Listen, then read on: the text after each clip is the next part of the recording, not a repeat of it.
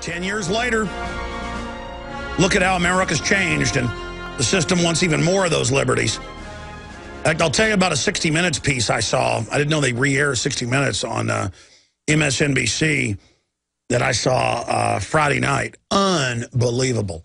I knew this was going on from documents, but I hadn't seen it. So I'm going to write a note. I'm going to cover that. I mean, it showed the training. They're telling cops, you will be attacked by terrorists. Every school will be attacked. We must have armed guards everywhere, in every mall, in every terrorists are coming, and they're domestic. And they're teaching them it's not Al-Qaeda, it's patriots. And even 60 Minutes was saying it was out of control. 60 Minutes, man, they admit we have 30-something% unemployment in California, 20+% nationwide. They have a lot of anti-gun stuff. They're really weird, though, but they're so arrogant and into doing real reporting that sometimes they're actually honest. Really weird. Of course, they probably also know it was so over the top and ridiculous that they're teaching that, you know, every person will be attacked by terrorists, and there's terrorists under every table chewing at your feet, that to present you, to condition you to accept it, and they throw it in your face. But they were saying it's fear-mongering and crazy, and you've got a better chance of basically being killed by a honeybee. So I've got to give credit. It was amazing. And they were, well, I'll talk about it later. Let's go ahead and talk to John in Canada. John, you're on the air. Go ahead. Hi, Alex. Honored to talk to you. I'll get right to it. I am in Canada, but I'm a dual citizen. I grew up in California. And it's kind of a two-part question. It's basically, we know that 9/11 was an inside job. We know that Kennedy was killed and there was a government coup. And we know that there was no provisions in the Constitution or Bill of Rights anywhere for this type of loss of our liberties. So at what point do we kind of move into the steps and the roles of our forefathers and kind of step up to this? And the second question is, or do we just always stand down and it's always just an information war and it's always just a war of the mind? Here's the problem.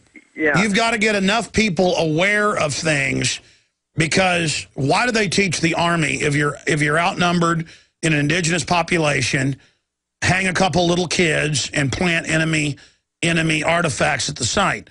The argument of the officer is, we don't want to kill these little kids, but if you don't kill a couple, the enemy's going to kill them all.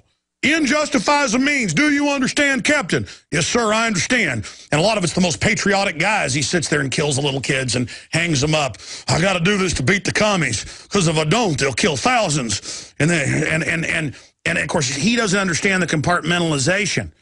And so what you've got to understand is, if you get, the globalists are masters at divide and conquer, co-opting, compartmentalization. They know cause and effect. They know, as they ban lemonade stands and garage sales and beat everybody up and televise it, a lot of people, as they cut, they're talking about completely getting rid of the 20-year military service people. They've got actuaries knowing, you know, however many percentage points are going to go postal and start killing people. Okay? And they're going to call that terrorism and say, see, the vets are the terrorist, and use the fear to clamp down on everything. So the last thing we want to do is get violent. Okay? We've got to sit there and not do what they think we're going to do and let their abuse get so horrible and just take it like Gandhi to the moment everybody gets it. Now, they're still going to stage stuff. That's why we've got to have our people, and this is what they're so mad about. And there's no going back. They've put their foot in the bear trap. Our people are everywhere.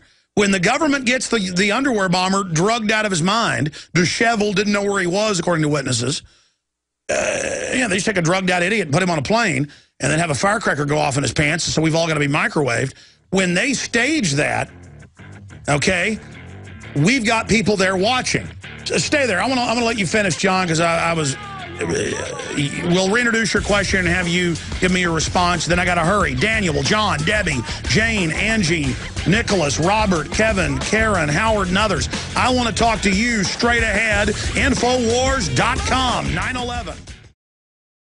Okay, we have that little 5-minute segment that I do that some stations don't carry. So if you just joined us, I was talking to John in Canada, and he said, look, we know there's been a military coup with Kennedy.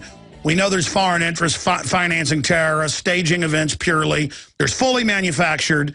There's provocateur. There's patsy operations. There's different types of staged events. There is the real pure terrorism. Very rare. It's really just asymmetrical, non-traditional warfare. Anybody that fights back against the tyranny is called a terrorist. That's why they're getting ready with the Tea Partiers and the gun owners. They sold those very people on giving up liberties and building a domestic secret police control grid, paramilitary system, in the name of fighting foreigners, knowing in their anthropology actuaries you would go along with it. The whole time it was for you. Okay, so that's what's... And I go back to Chuck Norris, Mr. Get the Muslims for 30 years in all his movies. Mr. We got to have these wars. But still a good guy, coming out and going, our government's running Al-Qaeda. Our government's helping Al-Qaeda, in a big editorial and quoting me. See, you've got to come to grips with it. It's not us against the Muslims. It's banks playing us off against each other, who then profit from it all. How are banks going to steal tens of trillions of dollars and get away with it and set up a police state and tax us also through military-industrial complex systems domestically? They're going to stage stuff. They're going to go finance groups that, in many cases, the cannon fodder doesn't even know it's been financed. Double agents, triple agents. We're fighting a very scientific evil. And they don't even have to control it all. They set things in motion knowing how humans operate. They war game it all out. All right, now, John, my point is we don't want to get violent because they've already done the algorithms and know the vets who they're telling they're getting ready to take their pension funds are going to get violent. They know that. They know that as the system pushes and pushes, people are going to get angry. That's going to now be called terrorism, okay? I've seen charges of people in fistfights being charged with terrorism now. So when you just let the tyrants run around and engage in their crimes, try to prosecute them, try to expose them, try to get good district attorneys to go after them, but offensive attacks are not the way to go. I'm always for defensively protecting yourself if a criminal of any stripe is in the wrong. Now, do you understand the strategy I'm talking about here? The globalists had to bomb their own Oklahoma City to make Bill Clinton look like a victim. Now we got White House memos saying a new 9/11 or Oklahoma City is the only thing that can save Obama. His advisors are coming to him saying, please pull the trigger. And I'm sure there's people above that who are getting ready for it. You can see the pre-programming to shift it over to domestic groups now. I mean, it's an advertising rollout. How do you know when a new Lexus is coming out? You see the ads for it. It's a full PR-driven system. They're getting ready right at the time they know that there's a crest of anger against tyranny politically to blow stuff up, to blame it on the political opposition, to then demonize the political opposition. Do you understand that?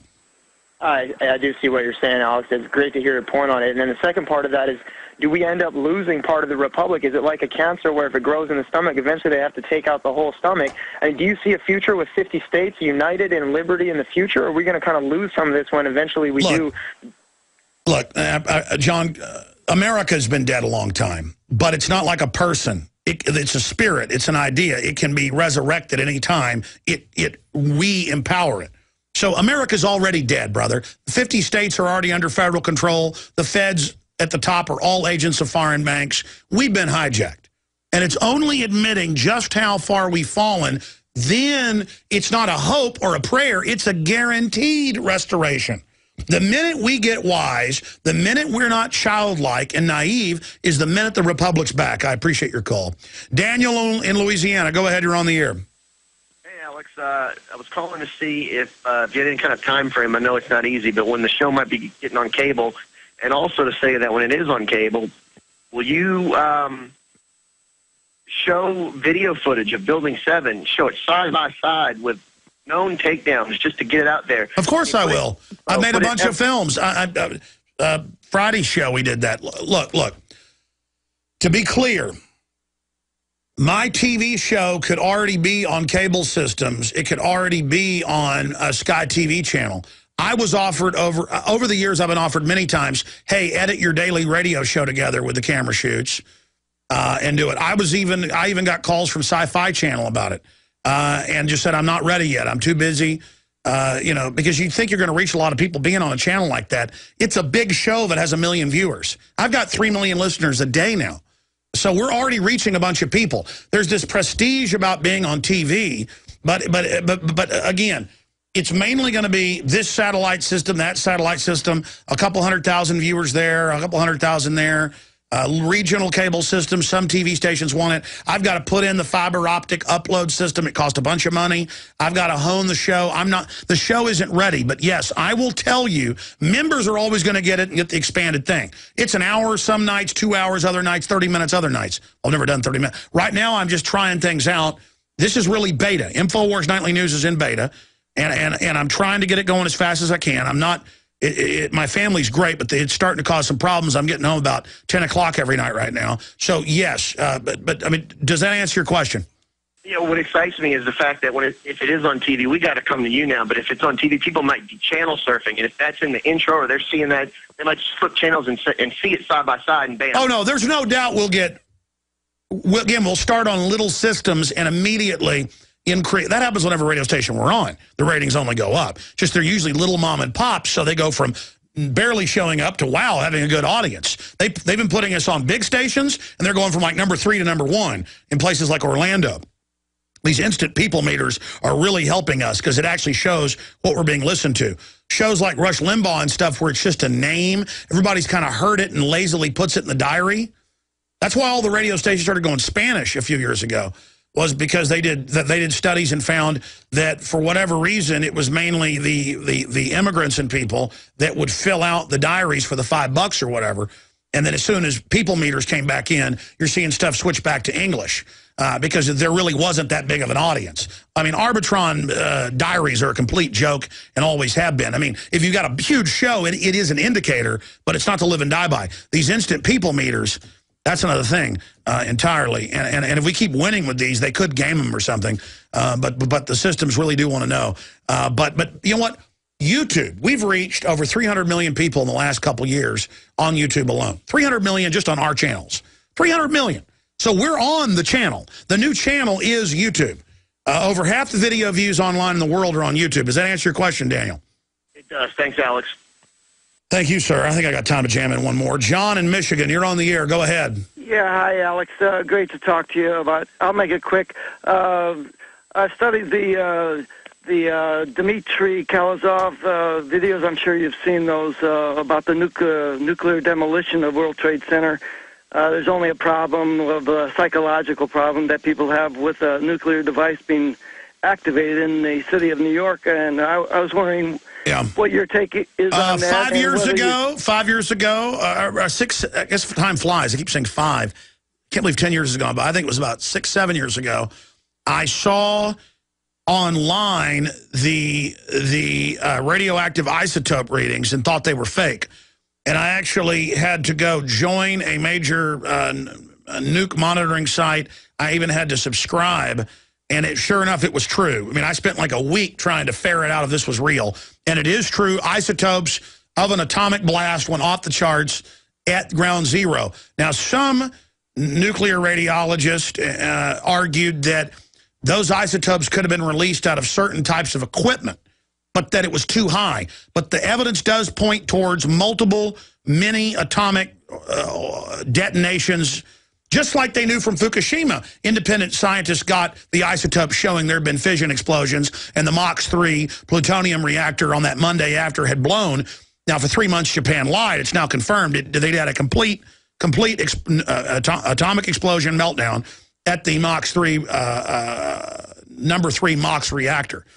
And so, yes, but I don't even go there because you start getting into that, people just don't get handheld nuclear weapons. They don't even know about Davy Crockett's and shoulder launched and frogs and things like that. Anything else, sir? I appreciate it. Do you ever think about having him on as an interview, or is that too far? No, that's a great idea. We'll try to get him on. Now with the nightly news, we have even more time for guests as well.